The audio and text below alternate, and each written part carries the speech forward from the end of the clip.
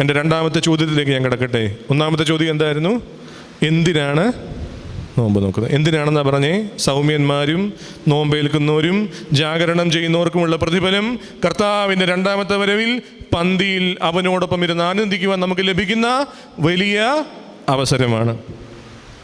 രണ്ടാമത്തെ ചോദ്യം, എങ്ങനെ നോമ്പ് നോക്കണം?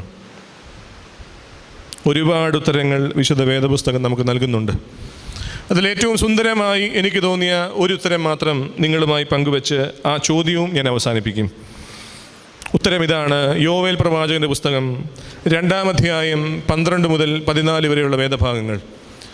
യോവേൽ പ്രവാചകൻ്റെ പുസ്തകം 2-ാം അധ്യായം 12 മുതൽ 14 വരെയുള്ള വേദഭാഗങ്ങൾ. എന്നാൽ ഇപ്പോഴെങ്കിലും നിങ്ങൾ പൂർണ്ണ ഹൃദയത്തോടും ഉപവാസത്തോടും കരച്ചിലോടും വിലാപത്തോടും കൂടി എങ്കിലേക്ക് തിരിയുവിനെന്ന് യഹോവയുടെ അരുളപ്പാട്. വസ്ത്രങ്ങളെയല്ല